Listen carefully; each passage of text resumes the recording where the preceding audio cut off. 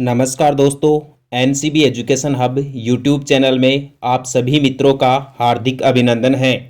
आज की video class में भारत के भौतिक प्रदेशों के महत्वपूर्ण प्रश्नों पर आगामी चर्चा की जाएगी। देखिए दोस्तों, क्वेश्चन केरल के तट कहलाते हैं, यानी भारत में केरल राज्य के जो तट है उनको किस नाम से जाना जाता है? उन्हें मालाबार तट के नाम से जाना जाता है। डायरेक्ट क्वेश्चन यहाँ से भी पूछा जा सकता है कि मालाबार तट भारत में कौन से राज्य में है? केरल राज्य में। अगला सवाल, पूर्वी तटीय मैदान का एक अन्य नाम क्या है?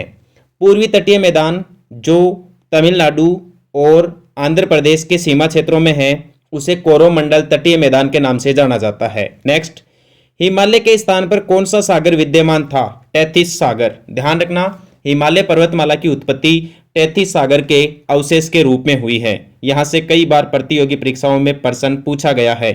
अगला सवाल देख लीजिए, पीलीभीत जिला कहाँ स्थित है? जो पीलीभीत जिला है भारत के उत्तर प्रदेश राज्य में स्थित है और ये तराई क्षेत्र में स्थित है। तराई क्षेत्र हिमालय के पर्वतपदीय भागों में जो दलदली क्षेत्र होता है, जहां नदियां फिर से स्पष्ट रूप से दिखाई देती है, उसे तराई प्रदेश के नाम से जाना जाता है। अगला सवाल देखें, महाद्वीपों के पश्चिमी उष्णकटिबंधीय क्षेत्रों में विस्तृत मरुस्थल पाए जाते हैं। क्यों कह रहा है कि महाद्वीपों के पश्चिमी भागों में ही उष्णकटिबंधीय मरुस्थल क्यों पाए जाते हैं भाई? एक तो यहाँ पर जो पूर्वी व्यापारिक पवन चलती है और जो पश्चिमी तटों पर महासागरों की ठंडी जल धाराएं बहती हैं, उसके कारण महाद्वीपों के पश्चिमी तटों पर उष्णकटिबंधीय मरुस्थल पाए जाते हैं। पश्चिमी तटों पर उष्णकटिबंधीय मरुस्थल पाए जाने के दो कारण हैं। एक तो पूर्वी व्यापारिक पवन चलते हैं यहाँ पर, दूसरी यहाँ पर ठंडी महासागरीय जल धाराएं बहती है। अगला सवाल देखिए भाई, प्राचीन टेथिस सागर के निक्षेपों के वलित होने पर क्या बना भाई? जो प्राचीन टेथिस महासागर था उसके निक्षेपों में वलन पड़े भाई, और वलन पड़ने के कारण वहां पर एक नवीन पर्वतमाला का उत्थान हुआ, हिमालय पर्वतमाला का।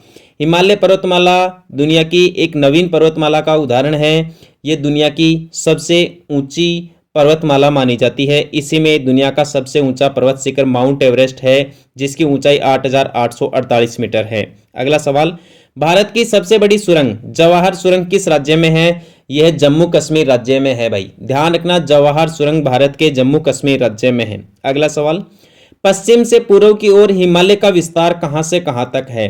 पश्चिम में जम्मू कश्मीर राज्य के नंगा पर्वत से लेकर पूर्व में अरुणाचल प्रदेश राज्य की नामचा बरुआ पहाड़ी तक हिमालय पर्वतमाला का विस्तार है। बहुत ही गजब का सवाल है, ये अच्छा सवाल है। अगला सवाल देखिए आप, रायसीना पहाड़ी कहाँ स्थित है? जो रायसीना हिल है, रायसीना की पहाड़ी है, वो दिल्ली में स्थित है भाई, और यहाँ अरावली पर्वतमाला का उत्तर में स्थित अंतिम छोर माना जाता है, और इस रायसीना की पहाड़ी पर राष्ट्रपति जी का भवन स्थित है भाई। नेक्स्ट देखें, डंकन पैसेज किसके बीच स्थित है? जो अपना अंडमान द्वीप समूह है उसके दक्षिणी अंडमान द्वीप को लिटिल अंडमान द्वीप से अलग करता है डंकन पैसेज। ठीक है। नेक्स्ट, भारत में सबसे पुरानी पर्वत श्रेणी कौन सी है? अरावली पर्वतमाला भारत की सबसे प्राचीनतम वलित पर्वतमाला का उदाहरण मानी जाती है, और वर्तमान समय में अरावली पर्वतमाला केवल अवशेष के रूप में बची है, इसलिए इसे अवशिष्ट पर्वतमाला भी कहते हैं। 692 किलोमीटर इस पर्वतमाला की लंबाई है। गुरु शिखर इसकी सबसे ऊंची पर्वत चोटी है। अगला सवाल देखिए, चिल्का झील किस राज्य में है? भारत के ओडिशा राज्य में है चिल्का झील, जो खारे पानी की झील है। अगला सवाल, भारतीय उपमहाद्वीप का सबसे पुराना भूखंड क्या है भाई? जो अपना प्रायद्वीपीय भारत है, जिसे अपन दक्षिणी भारत भी कहते हैं, त्रिभुजाकार रूप में फैला हुआ है, यह भारत का सबसे प्राचीनतम भौतिक प्रदेश माना जाता है, यह प्राचीनतम भूखंड माना जाता है। अगला सवाल देखिए, माउंट एवरेस्ट नाम किसके नाम पे रखा गया है भाई? भारत के एक महापर्यवेक्षक थे जिनका नाम था जॉर्ज एवरेस्ट। इनके द्वारा, यानी जॉर्ज एवरेस्ट के द्वारा माउंट एवरेस्ट की अवस्थिति का पता लगाया गया, इसलिए इनके नाम पर इस पर्वत चोटी का नाम माउंट एवरेस्ट कर दिया गया। पूर्व में माउंट एवरेस्ट को चोटी 15 के रूप में पहचाना जाता था। वर्तमान समय में माउंट एवरेस्ट नेपाल और तिब्बत के सीमा क्षेत्रों में स्थित है। अगला सवाल देखिए, छत्रक सेल विशिष्ट प्रकार की भू आकृतियां हैं जो हमें कहाँ दिखाई देती है? आमतौर पर ये मरुस्थलों में दिखाई देती है भाई, छत्रक सेल। अगला सवाल देखें, बेसाल्टी लावा कहाँ पाया जाता है? ये दक्कन ट्रैप में पाया जाता है भाई। जो बेसाल्टी लावा है वो दक्कन ट्रैप में पाया जाता है, या जो दक्कन का पठार है दक्षिणी भारत में, जिसे भारत का सबसे बड़ा पठार भी माना जाता है, वो बेसाल्ट लावा से निर्मित है भाई, बेसाल्ट चट्टानों से। अगला सवाल देखिए, पश्चिमी राजस्थान में बालू के टीले बनने के लिए कौन सी प्रक्रिया उत्तरदायी है? पवन के द्वारा जो अपर्दन होता है या वायु के द्वारा जो अपर्दन होता है, उसके द्वारा पश्चिमी राजस्थान में बालू का स्तूपों का निर्माण होता है या बालू के टीलों का निर्माण होता है। अगला सवाल देखिए, पंचमढ़ी किस राज्य में स्थित है?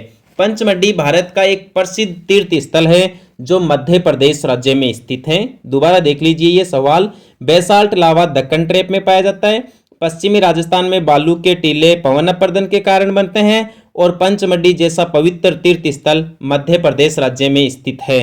अगला सवाल देखिए आप, किस देश का अनन्य आर्थिक क्षेत्र उसके तट से कितनी दूरी तक होता है?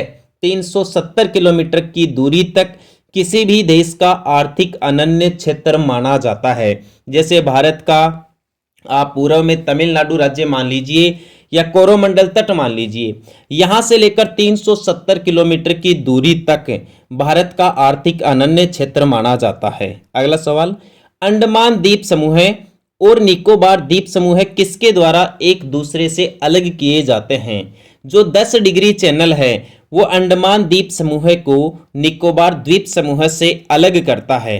अगला सवाल देखिए, मैकाल पर्वतमाला किस राज्य में स्थित है?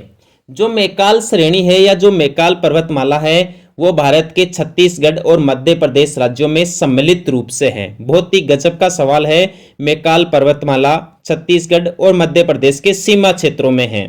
अगला सवाल देख लीजिए, भारत के उत्तरी छोर से गुजरने वाला अक्षांश कौन सा है? भारत का उत्तरी छोर है इंदिरा कोल, जिला गिलगित, जम्मू कश्मीर केंद्र शासित प्रदेश। यहाँ भारत का उत्तरी छोर है और इस छोर से 37 डिग्री 6 मिनट उत्तरी अक्षांश रेखा गुजरती है। भारत का अक्षांश विस्तार 8 डिग्री 4 मिनट उत्तरी अक्षांश से लेकर 37 डिग्री 6 मिनट उत्तरी अक्षांश से 8 डिग्री 4 कन्याकुमारी से गुजरता है और 37 डिग्री 6 इंदिरा कोल से गुजरता है। नेक्स्ट सवाल देखिए, नल्लमाला पहाड़ियां किस राज्य में हैं? भारत के आंध्र प्रदेश राज्य में स्थित है नल्लामलाई की पहाड़ियां या नलमल्ला पहाड़ियां। नेक्स्ट देखिए, आंध्र प्रदेश और तमिलनाडु के तटीय भूभाग को किस नाम से जाना जाता है? इसे कोरोमंडल तट के नाम से जाना जाता है या पूर्वी तटीय मैदान के नाम से भी जाना जाता है। बहुत ही शानदार सवाल है मित्रों।